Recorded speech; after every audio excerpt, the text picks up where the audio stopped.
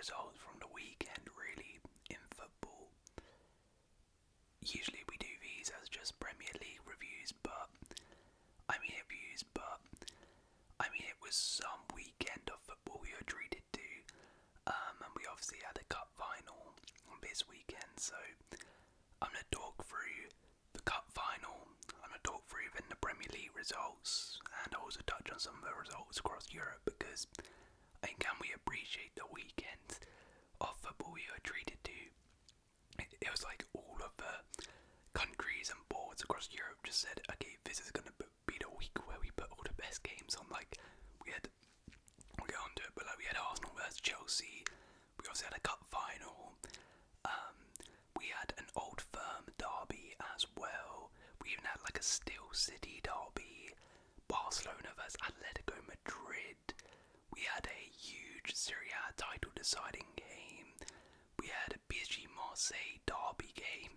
Like, it was crazy, and yeah, we'll get into all of it, but first, and the biggest talking point, the bulk of this video will be the EFL Cup final, where it finished Liverpool 1, Newcastle United 2. Carson Danburn, Alexander Isak and Federico Chiesa. Newcastle win the Carabao Cup, a historic victory here, ending a 70-year trophy drought.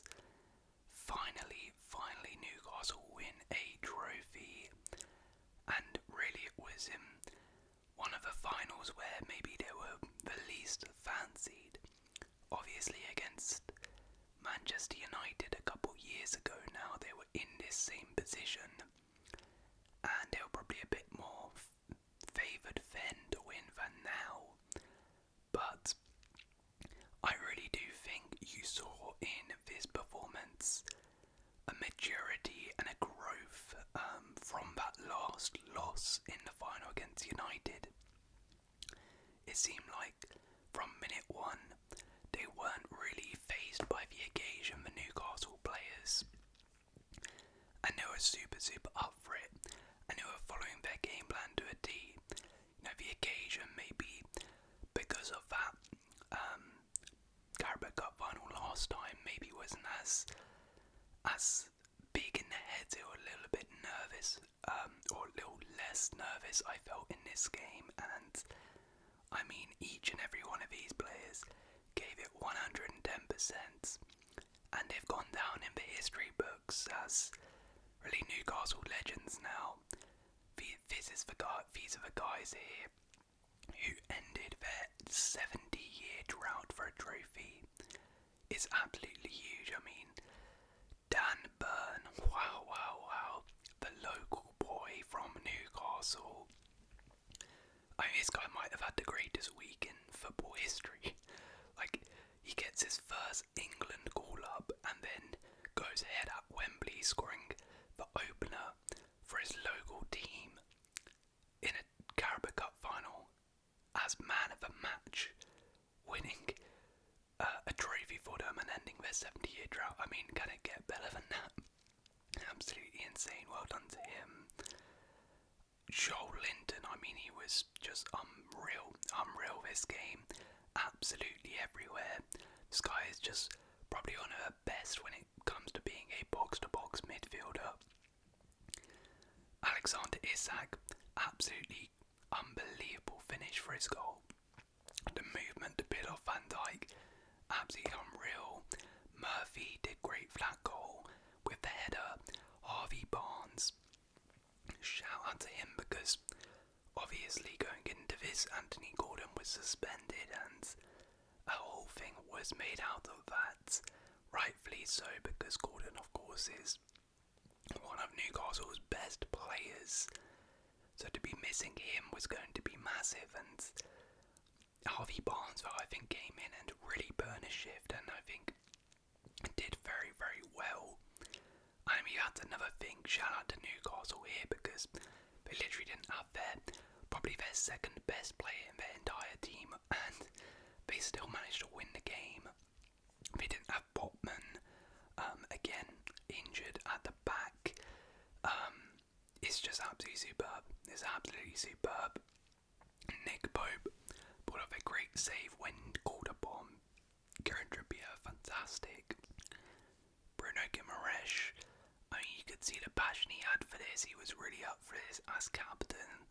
I don't know what on earth he was doing in like the 94th minute for Liverpool's goal, doing like pirouettes and the halfway line. Like, I don't know what on earth that was, but Callum Wilson, Willock, shout out to them as well, because they came off the bench and they just worked their socks off for the team going in the corner flag.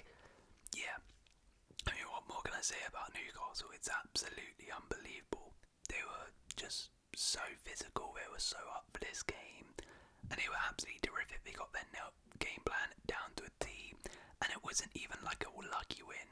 Newcastle were by far the better team. I mean, look at that. 1.84 XG, 17 shots, 3 big chances. It wasn't like they just fluked their way to a win here. They were the better side and they thoroughly deserved this victory. And of course, Eddie Howe. I mean, can we just appreciate how good a job Eddie Howe has done for Newcastle? This guy literally took over with the team in the relegation zone, and now he's got them into the Champions League. He's now got them winning a trophy as well. I mean, what an amazing job he has done. And yes, I know people are going to say, you know, he spent a lot of money, but actually, I mean, you look at the team he's got there.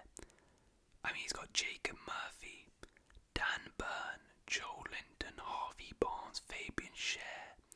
These are all guys who were already at the club before, and all guys who were part of a team that, as I said, were in the relegation zone. Same with people like Joe Willock and Callum Wilson and Emil Kraft, Matt Targett, Sean Longstaff.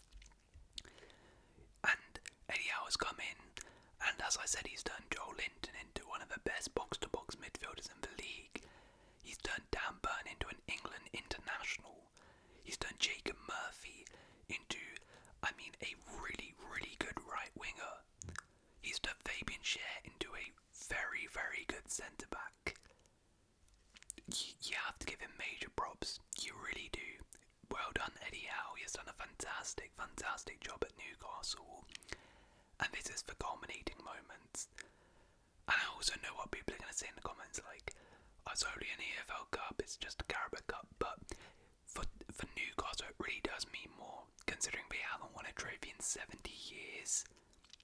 I think, you know, for teams like your Liverpools, your Chelseas, Uniteds, Arsenals and all of that, the big sides, you know, maybe we downplay the sort of EFL Cups, FA Cups, as sort of like we take the mick out of them and call them tiny dim-pot trophies, but results like this and the way you see the Newcastle fans and players celebrating it just shows that, you know, these trophies actually are quite a big thing. They do mean a lot for a lot of sides, and yeah, I think this means massive amounts to Newcastle, and huge credit to them.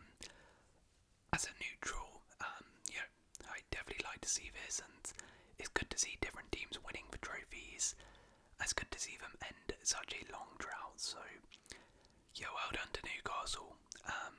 Absolutely deserved, and who knows, this could actually be one of their best ever seasons, because, I mean, I'll get onto the Premier League in a little bit, but they're still in the race for top 4, and imagine a season where they finish in the top 4 and win a trophy. I mean, that would just be absolutely unbelievable, wouldn't it?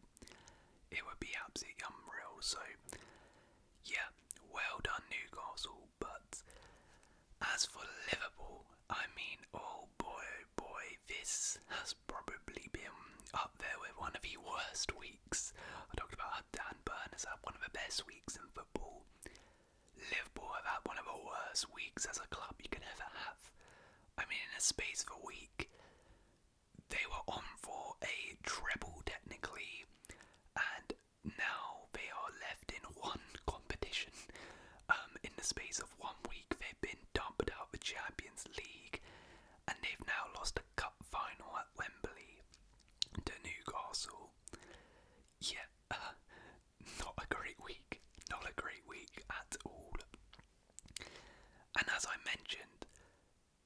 wasn't even like they got unlucky. They were just not the better side, and they completely deserved to lose this, in my opinion.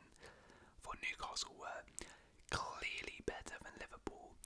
And as I mentioned, I feel like Newcastle were just up for it more. They were just a lot more physical. They just overran, overpowered, outbattled Liverpool, who, I don't know what it was. They just, I mean, actually, to be fair, look, they did play midweek and went all the way to penalties against PSG, but you could see that sort of the energy levels were quite low.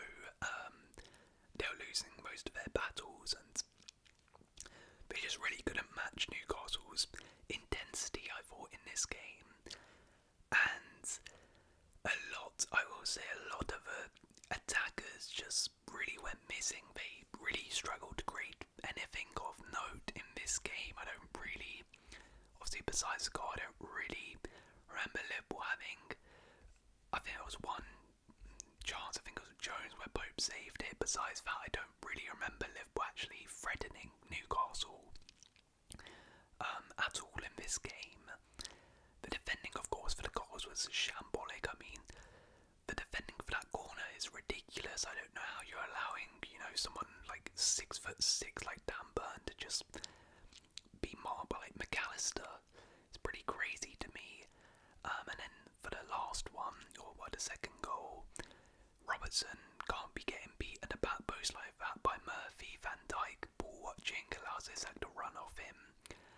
Yeah, it was really bad. It was really, really bad. And I mean, yeah, what more can I say? Obviously, as I sort of said before, I know a lot of Liverpool fans, but it's only the EFL Cup, it's only the Carabao Cup. And of course, they're probably going to win the league, right? So, in the grand scheme of things, at the end of the season, when they're lifting the Premier League, they really probably won't care about this. However, you should still care, like in right now, and you should still be pretty angry, particularly about this whole week, because there was a chance that Liverpool could achieve something great this season, like achieve greatness. As I said, they're still going to probably win the Prem, and that's still fantastic. But there was a chance for it to be even more. There was a chance they could have done a Prem and Champions League double, and there was a chance they could have won a treble, and there was definitely a chance once the Champions League was gone to win a double. And as I said, a Prem's still great, but a double's better than just a Prem. So they should be quite annoyed about that. But that being said, they are still probably going to win the Prem. It's just, I would also be a bit concerned about the performance as well, because the performance was really, really, really bad. And I would also be concerned about some of these sort of individuals, because I'm not trying to single anybody out here, but like the key players didn't step up here. I mean, look at obviously it's just average ratings on FootMob, don't read into it, but this is kind of pretty accurate. I don't think anyone actually on this pitch deserved to be higher than like 6 rating. To be honest, they were all rubbish. And yeah, that's one of the more concerning things for me, that in a final, you want your big boys to step up. You want someone to just take the game by the scruff of the neck. You want someone to, actually step up and say, I'm fine. It's a big moment. It's a big game. I'm going to do something here. Don't win us this game. And no one did it. No one did it. The only two were Harvey Elliott and Chiesa when they came on, who were pretty good. But that was about it. And, Mo Salah. Let's talk about it. Because I mentioned this in my review of the Champions League. Mo Salah this week has not been good for you, because first, your Ballon d'Or hopes are slowly just withering away right now. But secondly, I said this after they lost to PSG, and I said, Mo Salah, obviously, I'm not pinning the loss on you here, but if you want to be, a Ballon d'Or winner, if you want to be considered one of the greats, if you want to be considered, top 2, top 3 Premier League players of all time, you want to be considered the best of your generation, well, you're gonna need to step up in a Champions League knockout game against PSG. You didn't. You're gonna need to step up in a cup final at Wembley against Newcastle. You didn't. And just a wider thing here, when has Mo Salah ever really stepped up for Liverpool in a cup final? I'm pretty sure he's only scored 1 goal in a cup final for Liverpool. That was a Champions League against Spurs, which is a penalty, by the way. He didn't do anything last year in the Carabao Cup. He didn't do anything in the FA Cup against Chelsea, I remember. He didn't do anything in this final. When has Mo Salah ever really in like a Champions League semi-final, Champions League quarter-final, when it's been really close, stepped up for his side? Didn't do it this year against PSG. Didn't do it last year against Real Madrid. It's all I'm saying. Like, again, I'm not trying to bash Salah and say he's trash. All I'm saying is, Salah, if you want to be one of the greats, you need to be performing in these types of games. And he simply just doesn't do it. He simply doesn't do it. Cool. He's had an amazing season. He has had an amazing season in the Premier League. But, as I said, to win Ballon d'Ors, to win these big awards, to be considered one of the greats, you need to perform on the big stage, in the big moments, in the clutch moments. And Salah, for a lot of the time, has not been doing it, and yet again did not do it here.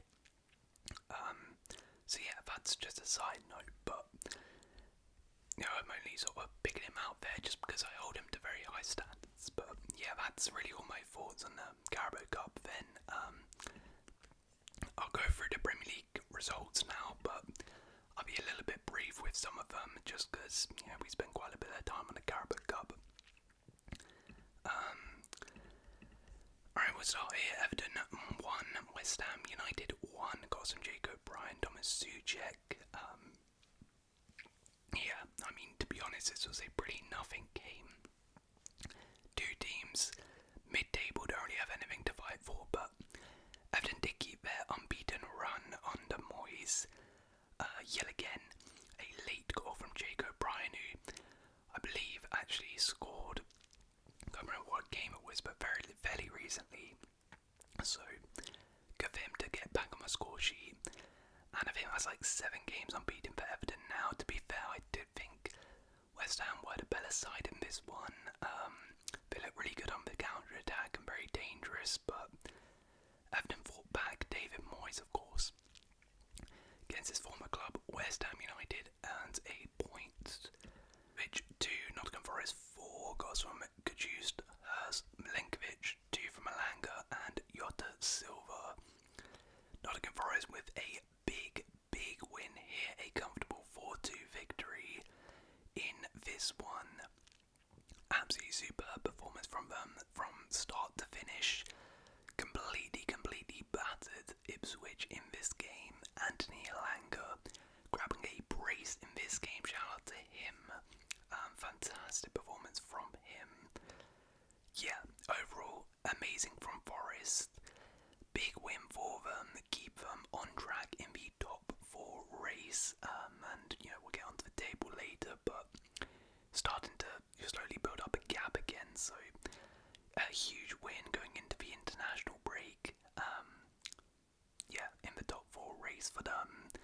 Ipswich though, another loss, and with other results which get onto, it's looking like they're probably going down, to be honest.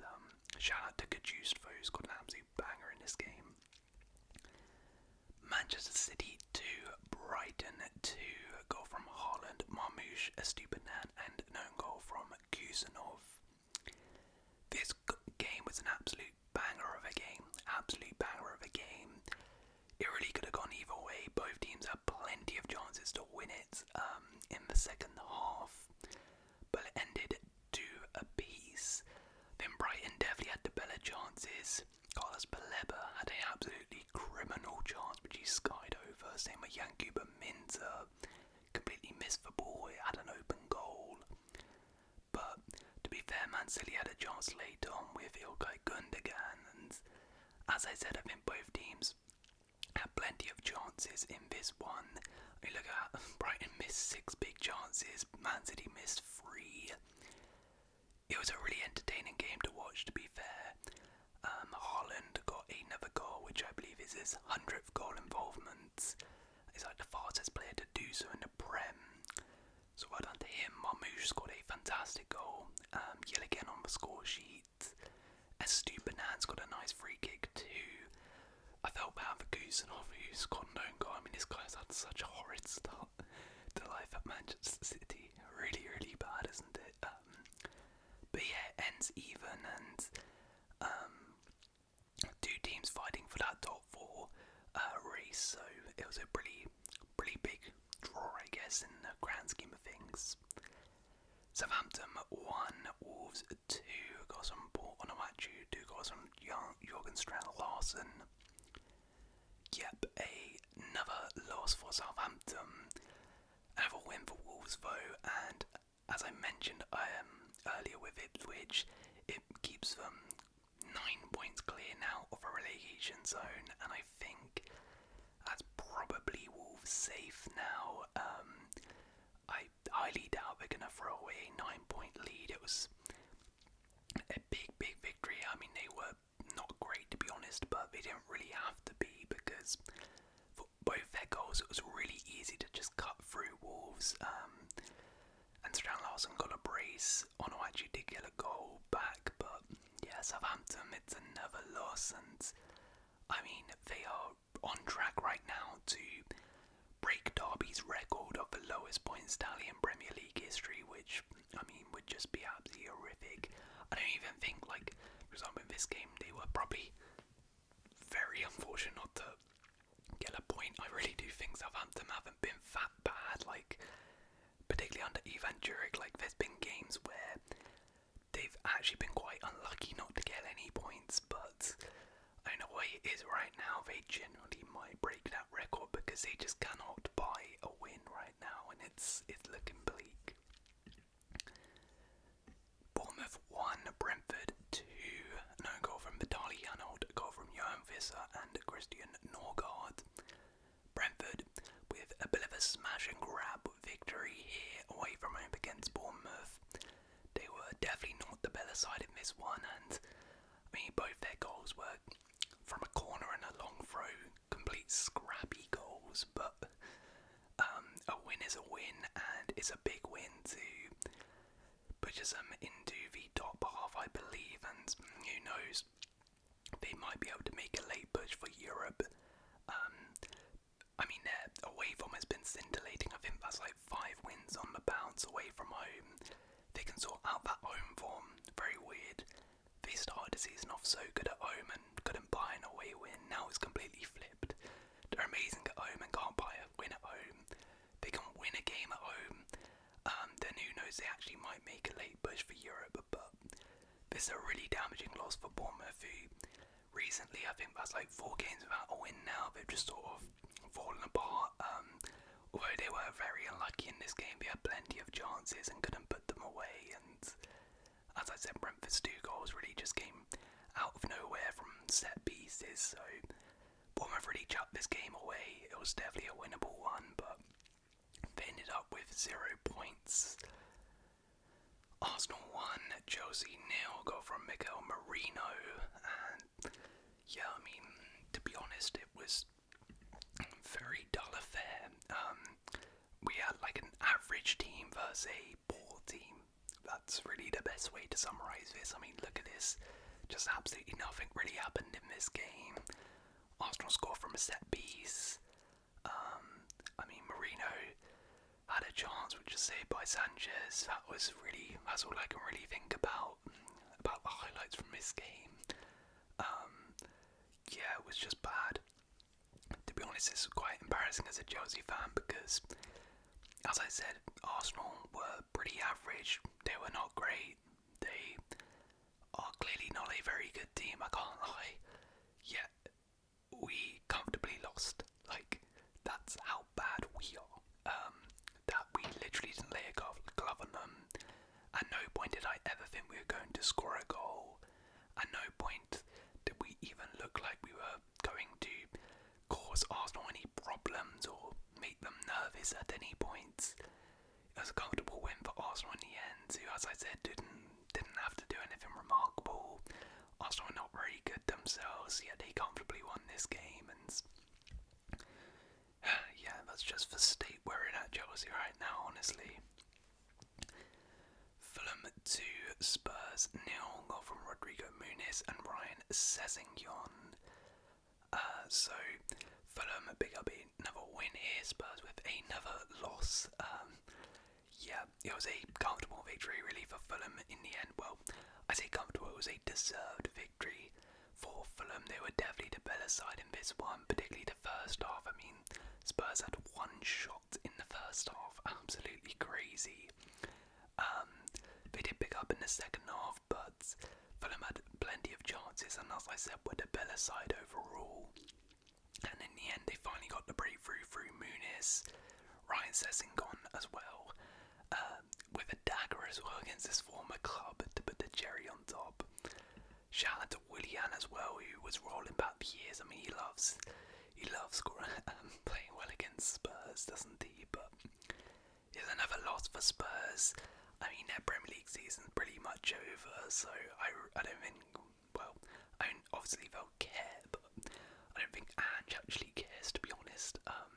They really have nothing to play for except the Europa League now, but I mean, it's not a good performance and it's not a good look, because they keep playing like this, there's no chance of winning Europa League. Leicester 0, Man United 3 goals from Højlund, Garnacho and Bruno. Yeah, United similar boat to Spurs, nothing to play for in the league, just Europa League really, but they did show Spurs that how to keep it a professional job in the Prem, and it was a thoroughly deserved victory here. Rasmus Højlund finally scored a Premier League goal, and it was a superb goal as well, but Bruno Fernandes 2 assists and a goal. I mean, he has just been absolutely unbelievable in recent weeks for Man United. Scored a hat-trick in a week versus Sociedad in Europa League, and now a goal and 2 assists in this one. I mean, he is just unbelievable, isn't he, right now? And yeah, he is really flourishing, and I mean, without him, gosh, Man United would be absolutely doomed. They'll be absolutely doomed. Hopefully Aiden Heaven as well is okay. I thought he was actually pretty good in this game, but he had to get stretched off for quite a serious injury. Yeah, United deserved this victory. I mean, they were coming up against Leicester, who were just abysmal and made them look so good. And Leicester, I mean, yeah, they're down. If you can't beat Man United, if you're losing 3-0 to this Man United side at home, like, you deserve to go down, honestly, because I mean, his United team, as we know, is pretty bad, yet to comfortably be smashed by them at home is just kind of summarises how bad you are. Let's have a look at the table then, going into the international breaks. Obviously, Liverpool still top of the league and a comfortable 12-point lead at the top. Nottingham Forest are in 3rd place and they now have a 6-point gap to 5th place. Chelsea are in 4th, only just by 1 point, but look how tight this is. I mean, technically you can kind of include Brentford here. Brentford in 11th spot are only 8 points away from 4th spot Chelsea, so this is going to be absolutely crazy. With 9 games to go in the Premier League now, it's all to play for this 4th spot, and to be fair, the 3rd spot as well. Forest aren't completely in the clear yet. And then, yeah, Man United are now above Spurs. Spurs dropped to 14th. And, yeah, I think the relegation is pretty much done now. 9 points away. Ipswich are from safety, same with Leicester. So, yeah, it's probably done, that is. Right, let let me just, before we go, have a look at some of the other results across Europe, because, as I mentioned, it was a pretty crazy week. Let's go to the Championship, why not? There was a Still City derby, the Sheffield derby, Sheffield United runaway victorious, Ryan Brewster as well, with a winner away from home at Hillsborough, but of an unlikely hero there, and that's big for Sheffield United in their promotion race because Leeds dropped points again. Typical Leeds, just constantly bottling promotion. And Coventry as well smashed Sunderland. Coventry, Lampard in charge. They have been on a crazy surge and are now actually in promotion contention. And Burnley got another win as well, so yeah. I'm not going to go into too much detail and show the table as well because we're not to spoil anything, but I do have a video coming out soon reacting to some of the leagues across Europe, but those are some of the Championship results. La Liga saw an absolutely crazy game. Atletico Madrid versus Barca. Atletico Madrid were 2-0 up in the 70th minute and managed to lose the game 4-2. Yeah, mental. Atletico had a Liverpool-esque week here. In the space of 1 week, were knocked out of the Champions League, and I mean, it's not completely over, but this result has pretty much dashed their hopes of winning La Liga.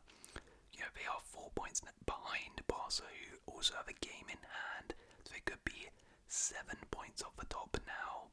An absolutely damaging defeat. I mean, 2-0 up with 70th minute. You cannot lose that, but yeah, they lost it in the end. Lewandowski's got a fantastic goal. Yamal was superb in this game throughout and got a bit lucky with the deflection, but yeah, Barcelona with a huge win, and that's a massive result in the La Liga title race. Real Madrid as well, Kylian Mbappe coming up clutch with a brace against Villarreal to give them a win and make sure they keep on the pace with Barca. Betis won 3-2 as well. Did Anthony score? No, he didn't, but Isco and Beckham also back on the score sheet again. They're doing great. Anthony had a pretty good game too. In Serie A, there was a huge game in the title race between Atalanta and Inter, and had some fireworks too. Inter came out on top 2-0, and there was a red card for Bastoni, a red card for Edison. There was also a red card for Gasparini in this one. Yeah, Inter come out on top. Lautaro Martinez with another goal. He's been in some amazing form recently. But this result, almost similar to the Barca Atleti one, pretty much dents Atalanta's hopes of the title. It puts them 6 points away from Inter at the top.